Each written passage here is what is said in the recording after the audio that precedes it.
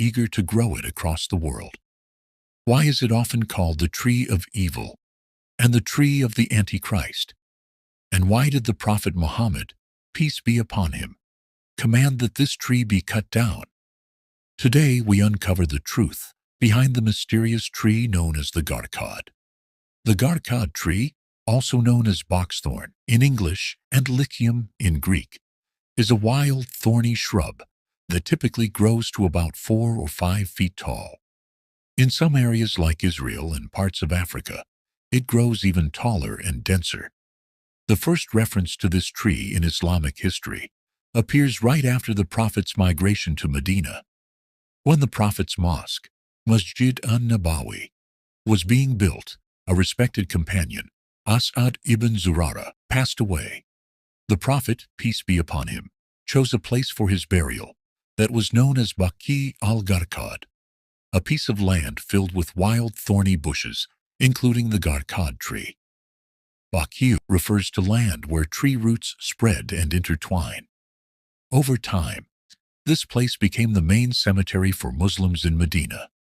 The Prophet's own children, Ruqayya, Fatima, Ibrahim, and many of his companions were buried there. Years later, after the Muslim army conquered the fortress of Khaybar, it was reported that the Jewish communities in the area had planted many Gharqad trees there. The Prophet, peace be upon him, ordered these trees to be cut down. During the caliphate of Umar ibn al-Khattab, the Jews were expelled from Arabia and relocated to regions like Iraq and Syria. The Gharqad tree was also eliminated from the Arabian Peninsula by the end of his rule. However, over time, some rulers and caliphs allowed the tree to grow again in Jewish-inhabited regions. This leads to a major question. Why would the Prophet, who encouraged planting trees and protecting nature, command that the Gharqad tree be destroyed? In Islamic teachings, planting trees is considered an act of ongoing charity.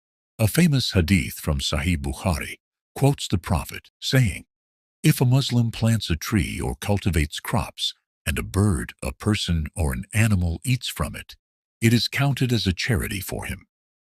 During wartime, the Prophet even instructed his army not to cut down trees or damage crops unnecessarily.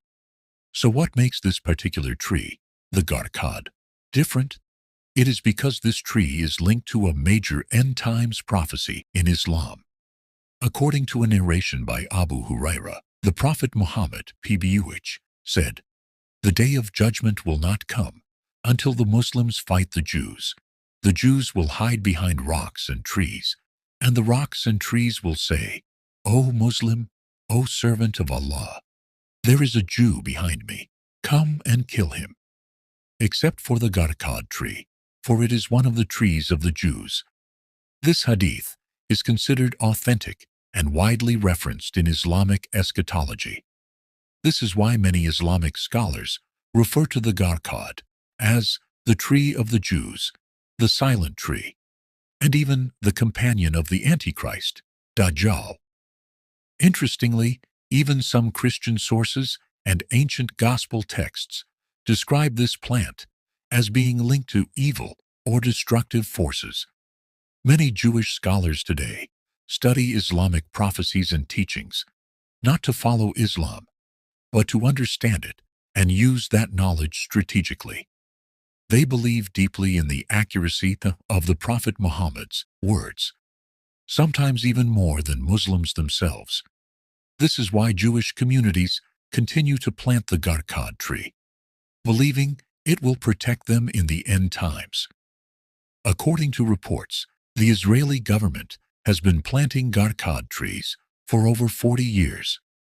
By the year 2010, over 240 million Gharqad trees had been planted across Israel.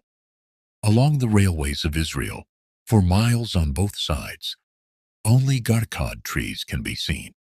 In some Israeli neighborhoods, Gharqad trees are planted in parks, near homes, and even in cemeteries. Palestinian scholars and researchers claim that ever since the defeat of the Jews at Khaybar, during the time of the Prophet, they lacked a homeland and a military force. until the 20th century, when they founded Israel in the land of Palestine.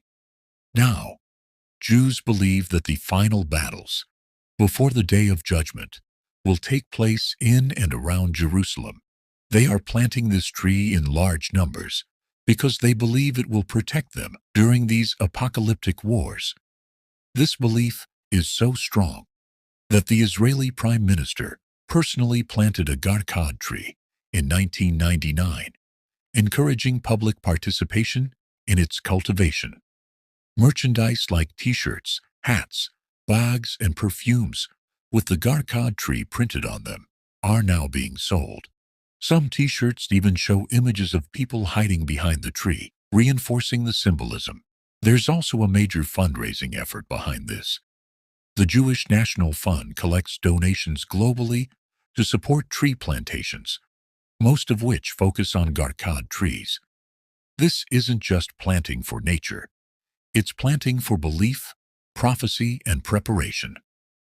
The question is, if Jews and Christians who don't even accept Prophet Muhammad as their final prophet take his words and prophecies seriously, then what about us Muslims, we who claim to be his followers? Are we living by his teachings?